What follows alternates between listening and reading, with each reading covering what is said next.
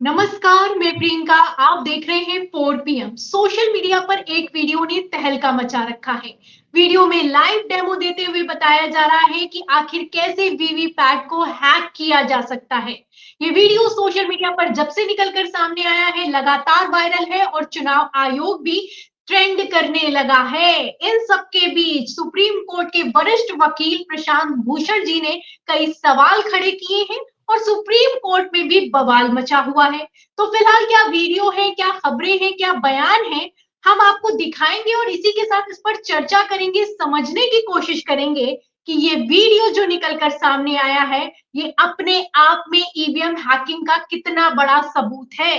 तो फिलहाल इस चर्चा को शुरू करने के लिए मैं स्वागत करती हूँ Supreme Court advocate Narendra Mishra ji का। नमस्कार सर। सर, एक वीडियो निकलकर सामने आया है। जाहिर सी बात है, आपने मध्य प्रदेश और छत्तीसगढ़ में ईवीएम की धांधली को लेकर याचिका दाखिल की है, तो आपसे बेहतर हमें कौन ही समझा सकता है इस वीडियो के बारे में। एक छोटा सा वीडियो है, आपने तो देखा ही होगा। पहले अपने दर्शकों को दिखा देते हैं, फिर इस पर चर्चा प्रारंभ करते हैं। तो फिर से मैं बताता हूं कि ये वोट बदली कैसे हो रही है। कागज के वोट की बदली, कागज के वोट की बदली ऐसे हो रही है कि पहला वोटर आता है, मान लो वो केले को वोट देता है, तो वीवीपैट केला का पर्ची छापता है, लाइट चालू करके दिखाता है, लेकिन पर्ची को काटे बिना लाइट बंद कर देता है। अब पहले वोटर को पता नहीं है कि पर्ची कटी नहीं, दूसरे वोटर को भी पता नहीं है कि भाई पीछे पहले से एक पर्ची छपी हुई है। अब दूसरा वोटर मानो केले को वोट देता है, तो वीवीपैट क्या करता है, सिर्फ लाइट चालू करके दिखा देता है।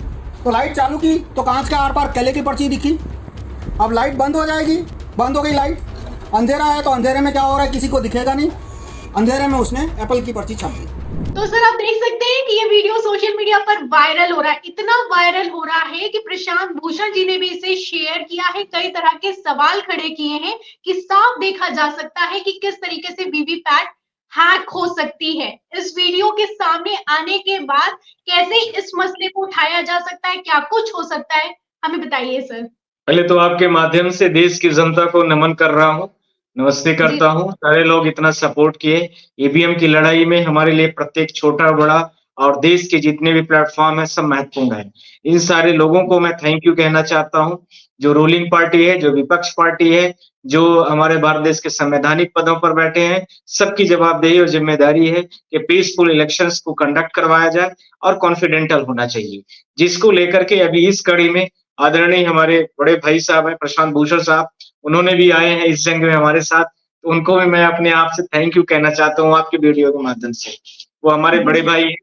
मैं आपसे ये कहना चाहता हूँ कि जिस दिन से ईवीएम का इशू मैंने सुप्रीम कोर्ट में रेज किया है और ऑनरेबल चीफ जस्टिस के थ्रू मैंने जिस तरह से इस प्रोसीडिंग में आया हूँ कोर्ट के थ्रू पर, उस दिन से हमें बहुत सारे फोन आ रहे थे इधर उधर से, पर हम उनमें से 3 चीजें बड़ी इंपॉर्टेंट बताई गई थी। मैं आज तक बोला नहीं था, मुझे लगा था कि मेरे आर्गुमेंट का विषय होगा, पर आज आप लग रहा है कि ये 4 पीएम वाले आज मुझसे 4 पीएम पर ही पूछना चाहते हैं। जस्ट आई एम, तो मैं उसको सामने आए, आपसे बेहतर कोई डिटेल दे ही नहीं सकता है, क्योंकि आप भी सुप्रीम कोर्ट के एडवोकेट हैं और जिन्होंने शेयर किया है वो भी प्रशांत भूषण जी, जाना माना नाम है जी।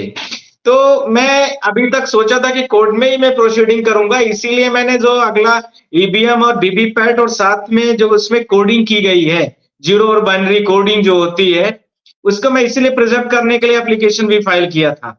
मेरा यही मतलब था, बिकॉज उसमें 0 और 1 जो कोडिंग होती है, उस कोडिंग में स्पेसिफिक टाइम ड्यूरेशन के लिए होता है। ऐसे लोगों ने मुझे बताया था, आई डोंट हैव द मतलब सम टाइप्स ऑफ द, ये कैसे क्या हो सकता है, मुझे ज्यादा आइडियाज नहीं।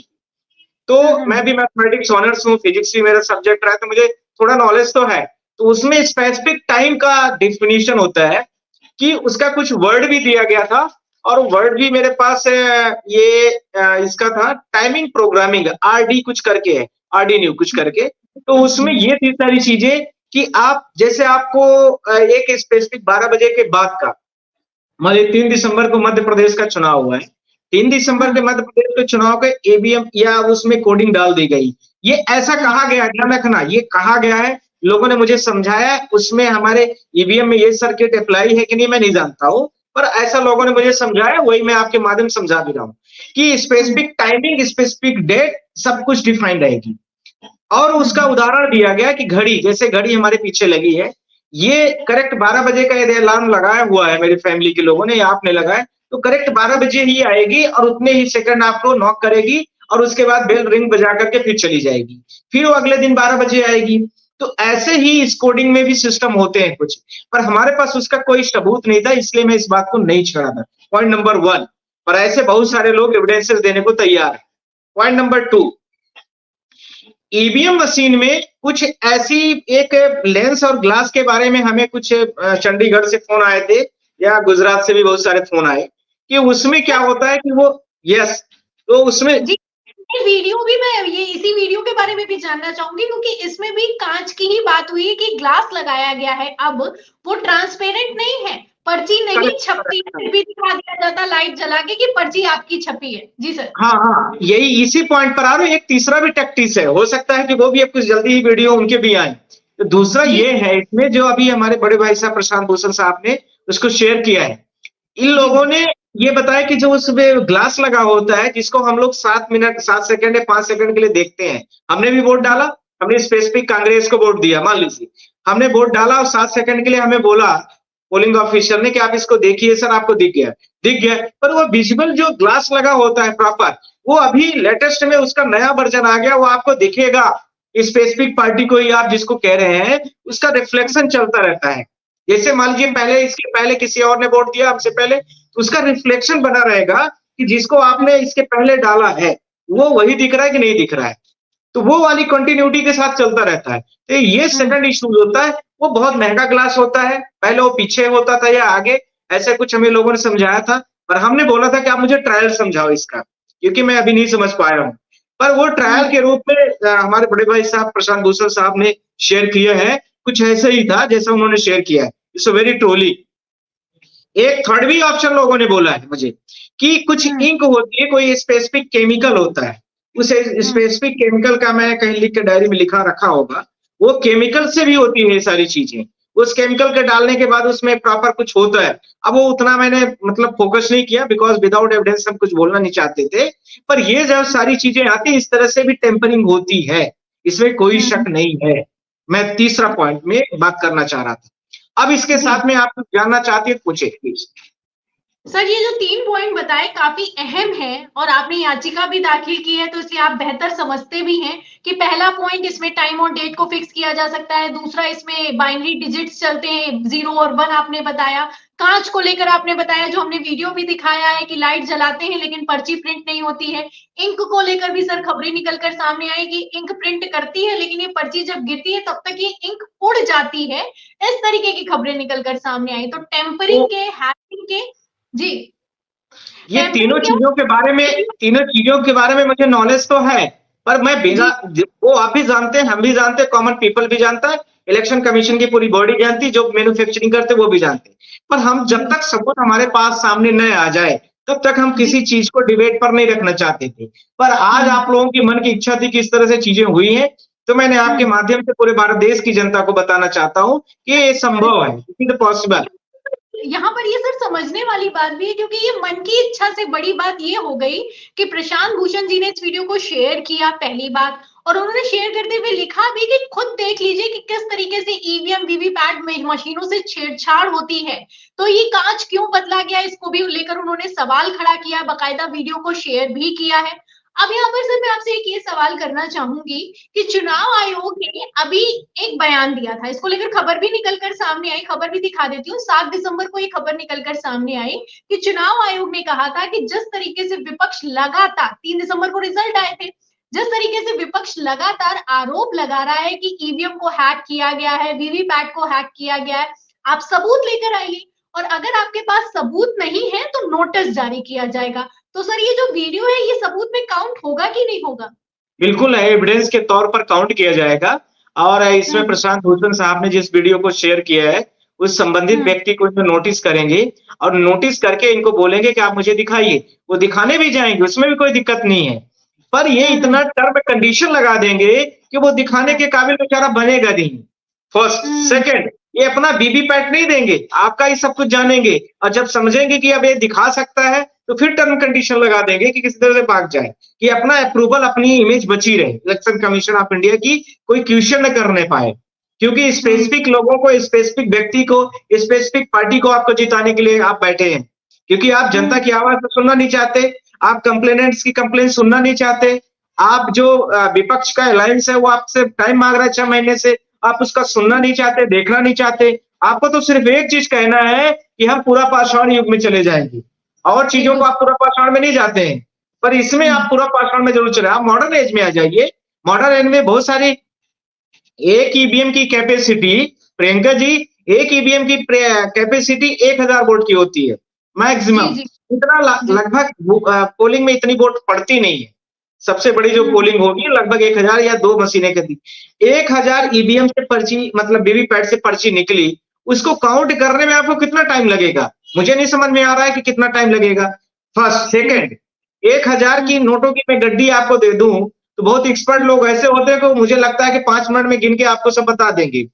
थर्ड, ईवीएम की बहुत सारी आजकल जैसे ये एटीएम मशीन होती है, ऐसी वेंडिंग मशीन बहुत सारी आ गई, सेकंडों में बहुत सारी नोटों को आप देखते हैं कि आप डालते हैं एटीएम में और कितने हजार चाहिए आप उसमें डाल दी डाटा और तुरंत ही आउटपुट कर देता है। सिमिलरली ईवीएम के साथ में भी किया जा सकता है, जो कि इंडिया अलायंस ने भी इस क्वेश्चन को उठाया है कि ऐसा किया जाए, पर्ची निकले, पर्ची एक डिब्बे में बाजू में डाल दिया जाए, मैनुअल तरीके से हम उसको काउंट कर सकते हैं, बिल्कुल सर, और आराम से किया जा सकता है जी। और उस पर्ची में सिर्फ एक ही व्यक्ति का होगा वोट, ये भी ध्यान रखना, ज्यादा उसमें ऐसा नहीं है कि 15 मान लीजिए कैंडिडेट है तो 15 कैंडिडेट्स का सबका सीरियल बाई नाम होगा, ऐसा तो है नहीं, उसमें स्पेसिफिक व्यक्ति का नाम होगा, आप उसके 4-5-15 कैंडिडेट है, 15 डिब्बा बना दीजिए उस विधानसभा में छोटे छोटे, उसका डाल दीजिए जो जिससे संबंधित मिलता है, ये 1 घंटे का काम होता है, ये कोई बड़ा सवाल नहीं है।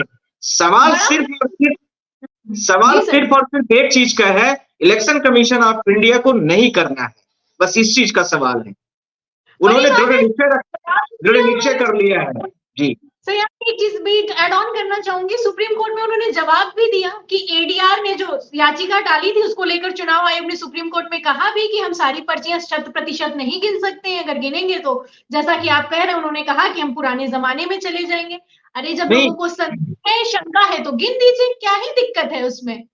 जी सर, मेरे प्रेयर में भी है प्रियंका जी, मैंने प्रेयर भी यही चीज की किया है, 3 प्रेयर है, ऑर्डर फॉर रिकॉल, कि पूरा चुनाव जो 3 दिसंबर को हुआ है रिजल्ट, उसके ऑर्डर को रिकॉल किया जाए, जब तक कि 15,000 कंप्लेन जो पेंडिंग है मध्य प्रदेश की ऑनलाइन की, ऐसे ही फिजिकल भी बहुत सारी पड़ी है, जब तक वो डिसाइड नहीं हो जाते, डिस्पोज नहीं हो जाती। दूसरा, ऐसे छत्तीसगढ़ की भी है, ऐसे राजस्थान की भी है, उनको जब तक डिसाइड नहीं किया जाता तब तक आप इस सारे को सारे रिकॉल करिए, क्वेश्चन नंबर 1। सेकेंड, इसके साथ में मैंने इलेक्शन कमीशन ऑफ इंडिया से यह भी कहा है कि जब 3 दिसंबर से हम supreme court honourable chief justice के सामने खड़े हैं, तो आप जितना इलेक्ट्रॉनिक एविडेंसेस है उसको साथ क्यों छेड़छाड़ कर रहे हैं, क्यों आप बेंगलुरु भेज रहे हैं, क्यों आप वीवीपैट 6 लाख खराब बता रहे हैं। ये वीवीपैट खराब होने का लिंक यहीं से साबित हो रहा है, जो आदरणीय प्रशांत भूषण साहब ने आज वीडियो शेयर किया है वो इसी से संबंधित, कि कैसे टेम्परिंग होती है, ये सारी चीजों को दिखाने का एक तरीका है। आप इसको कोलेरेट करिए और लिंक करिए, एक ईवीएम खराब हो, 2 ईवीएम खराब हो, कोई इश्यूज नहीं है, सॉरी वीवीपैट, पर 6 लाख कुछ पॉइंट्स खराब है, हमने उसको नेक्स्ट किया है कोर्ट में, 6 लाख ईवीएम एक दिन में खराब हो रही है। आप अभी जुम्मा 10 दिन पहले आप चुनाव करा के निकल रहे हो, आपकी इतनी जल्दी ईवीएम खराब हो गई, इतनी जल्दी आपकी वीवीपैट खराब हो गई, आपकी इतनी जल्दी चिप खराब हो जाती है, तो फिर किसके लिए भारत देश की जनता का पैसा क्यों बर्बाद कर रहे हैं आप। इससे बढ़िया तो आप पर्ची निकलती और आप काउंट करा लेते।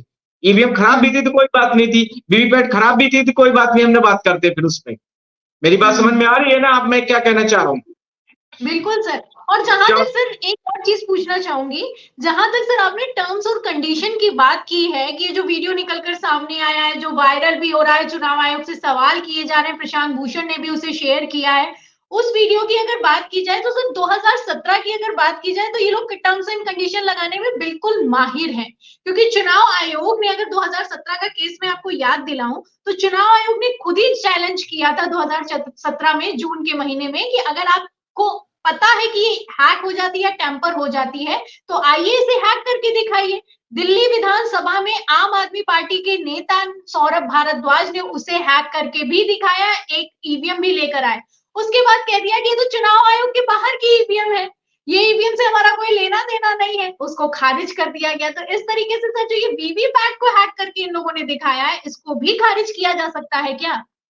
ये बिल्कुल कह सकते हैं, अपने बचाव के लिए कुछ भी कह सकते हैं। पर आप देखिए कि इलेक्शन कमीशन का अपना जो दायित्व है किस तरह से भाग रही है। आप फर्रुखाबाद यूपी का अभी 800 ईवीएम जल के वहां पर खत्म हो गई और वो शॉर्ट सर्किट का एक नाम दिया गया है। वहां पर इलेक्ट्रिसिटी नाम की कोई चीज नहीं है। आप खुद समझिए सारी चीजें कैसे हो रही हैं, मैनिपुलेशन कितने बड़े लेवल पर हो रहा है भारत देश में। इसी के साथ में आप देखिए मध्य प्रदेश, छत्तीसगढ़ में बहुत सारी पर्चियां मिली जिनमें रिपोर्ट दिया गया कि आप 75% 99% जिस दिन वोटिंग 17 दिसंबर को हुई उस दिन पर्ची में लिखा पाया गया। ठीक है कि सुबह जो है तो 99% बैटरी चार्ज है। इसके बाद देखिए कि दूसरा जब टाइम ओवर हो रहा है उस समय पर दिया 75% बैटरी चार्ज है। और उसके बाद देखिए आप कि 15 दिन बाद फिर से बैटरी की बात की जा रही है, 99% बैटरी फिर से चार्ज पाई जाती है। हमने इसमें 5 क्वेश्चन रेज किया, 6 क्वेश्चन। पहला कि इलेक्शन कमीशन ऑफ इंडिया ने क्या उन बैटरियों को चार्ज करवाया है, पहला। दूसरा, जो ईवीएम रिजर्व रखी गई थी क्या उसमें इलेक्शन कमीशन ऑफ इंडिया था या उसके साथ में कंटेस्टिंग कैंडिडेट भी गए थे। तीसरा, क्या सिर्फ कंटेस्टिंग कैंडिडेट बस गए, इलेक्शन कमीशन ऑफ इंडिया नहीं गया। चौथा, कंटेस्टिंग कैंडिडेटों में से सिर्फ और सिर्फ किसी स्पेसिफिक पार्टी को आपने बुलाया था। पांचवा, कंटेस्टिंग कैंडिडेटों को छोड़ भी दिया जाए तो क्या आपने किसी बाईपास व्यक्ति को टाइम दिया उसका काम करने के लिए। पर मैन्युअली इतने बड़े जिले में इतना ज्यादा संभव नहीं है।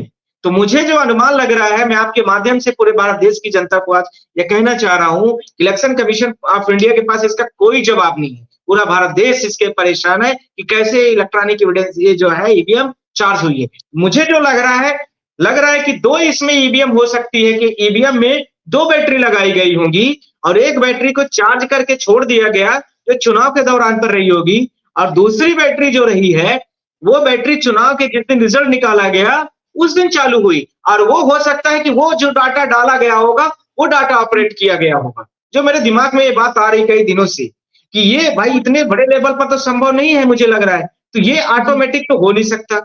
और ईवीएम पर इस तरह से इलेक्ट्रिक एक व्यक्ति पावर दे तो पूरे विधानसभा के लोग विधानसभा वाइज होते हैं, वहां पर कंटेस्टिंग कैंडिडेट भी होते हैं, बड़ा बखेड़ा हो जाएगा। जो मुझे लग रहा है उन ईवीएमओ में हो सकता है कि सपोर्ट में ये चांसेस है, ध्यान रखना, या तो इलेक्शन कमीशन इसका जवाब दे कैसे हुआ है, या तो उसी ईवीएम में जो ईवीएम वहां पर प्रिजर्व करके रखी गई उसमें 2 बैटरी रही होगी। एक बैटरी चुनाव के दिन लगाई गई, मतलब स्टार्ट की गई जिसमें डाटा लिया गया, और एक दिन जो उस दिन काउंटिंग की करने का दिन था 3 दिसंबर को, उस दिन हो सकता है कि उस ईवीएम की मशीन को उस वाली डेटा को जो डेटा उसमें डाली गई थी उस बैटरी के साथ में चार्ज करके वो डेटा दिया गया, जो मुझे लग रहा है।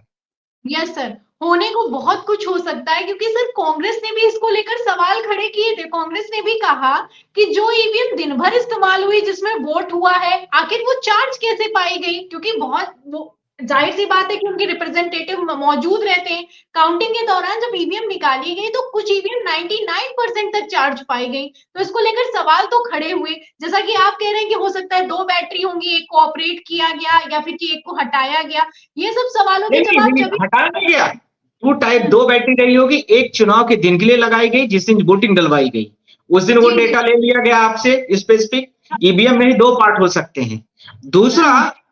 दूसरी बैटरी जो थी वो डेटा को पावर दिया जो उसमें पहले से डेटा रहा होगा या कुछ इस तरह से किया गया होगा। ये दोनों होने के पूरे चांसेस हैं जो कि जनता को नहीं पता है, कैंडिडेट को नहीं पता है। जी सर, इन सब सवालों का जो आप उठा रहे हैं, जो कांग्रेस उठा रही है, जो हम उठा रहे हैं, क्लैरिफिकेशन तो तब होगा जब चुनाव आयोग जवाब देने के लिए तैयार होगा। और चुनाव आयोग तो जवाब तो छोड़िए, समय तक देने के लिए तैयार नहीं है। चुनाव आयोग सबको नोटिस पकड़ाएगा। चुनाव आयोग कह रहा है ना कि मैं सबको नोटिस दूंगा। चुनाव आयोग नोटिस देकर भी तो जनता के सामने आए, कम से कम जनता की आवाज को सुने। ये हमारी आपकी वीडियो जो चल रही है क्या इलेक्शन कमीशन ऑफ इंडिया के पास नहीं पहुंच रही होंगी? उनके पास भी पहुंच रही है, पर वो अपनी चीजों से मतलब उनका जवाब नहीं देना चाहते हैं या नहीं मिलना चाहते। जान रहे हैं कि यही सारे प्रश्न हमारे पास आएंगे और हमारे पास कोई जवाब नहीं है, इसलिए वो भाग रहे हैं। आखिरी सवाल सर आपसे एक लेना चाहूंगी क्योंकि एक वीडियो निकलकर सामने आ गई है। अगर मैं खबर का जिक्र करूं सर, तो एक खबर थी 22 सितंबर 2023 को अभी निकलकर सामने आई थी। इसमें लिखा था कि ईवीएम सॉफ्टवेयर ऑडिट कराने की मांग पर सुनवाई करने से सुप्रीम कोर्ट ने इनकार कर दिया। कहा शक पैदा करने का कोई सबूत नहीं मिला है। तो तब तो सुप्रीम कोर्ट ने इनकार कर दिया था, लेकिन अब सबूत भी निकलकर सामने आ रहे हैं, वीडियो भी निकलकर सामने आ रहे हैं, आप भी याचिका दाखिल कर रहे हैं, प्रशांत भूषण भी शेयर कर रहे हैं। अब आगे क्या स्टेप हो सकता है सर? आप देखते जाइए, सुप्रीम कोर्ट खोलने दीजिए। ये तीनों राज्यों के जो चुनाव हुए हैं उनके बहुत सारे डेटा आपके सामने पूरी मीडिया के सामने आएंगे और इन सारी गड़बड़ियों का इनके इलेक्शन कमीशन ऑफ इंडिया के पास कोई भी जवाब नहीं होगा। ये आप लोग ही के माध्यम से पूरे देश में ये आवाज जाएगी कि इलेक्शन कमीशन के पास कोई जवाब नहीं है। जो प्रश्न प्रशांत भूषण साहब ने शेयर किया है उसका जवाब नहीं है, जो मैंने जवाब प्रश्न किया है उसका कोई जवाब नहीं है। ये सारी चीजों का इनको जवाब देना पड़ेगा और 140 करोड़ की जनता आप लोगों के माध्यम से सुनेगी। इनका जवाब सुनना जरूरी है क्योंकि आपके लिए ही बैठाए गए हैं। इसके लिए नहीं बैठाए गए कि मनमाना जो मन में आएगा आप करोगे, चले जाओगे, हम इलेक्शन कमीशन ऑफ इंडिया है, हम कुछ भी कर देंगे देश में। ऐसा नहीं संभव है। देश है, डेमोक्रेसी है, यहाँ पर कॉन्स्टिट्यूशन से देश चलेगा। इस चीज को जब तक संविधान है, जब संविधान नहीं बचेगा, नहीं रहेगा, तब चीजें जो होगी वो अलग हो सकती है। पर अभी आपको एज पर लॉ में चलना पड़ेगा। Thank you. बहुत शुक्रिया सर, संविधान के रक्षक हैं आप। जरूरी है कि लोकतंत्र को बचाने के लिए ऐसे लोग मौजूद हों, क्योंकि लोकतंत्र को बचाना के लिए सबसे जरूरी है कि बिना किसी भेदभाव के, बिना किसी बेईमानी के वोटिंग हो, मतदान हो, चुनाव हो। बहुत बहुत शुक्रिया सर, आपने हमें अपना समय दिया।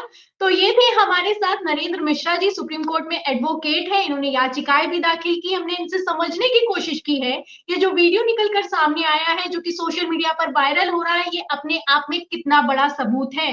नरेंद्र मिश्रा जी का कहना है कि जब जाड़े की छुट्टियों के बाद सुप्रीम कोर्ट खुलेगी तो जाहिर सी बात है कि ये मुद्दा उठेगा और ये मुद्दा अब लंबा खिंचने वाला है। खबरें तो यहां तक है कि जाड़े की छुट्टियों के बाद इंडिया गठबंधन भी सुप्रीम कोर्ट में जाने वाला है।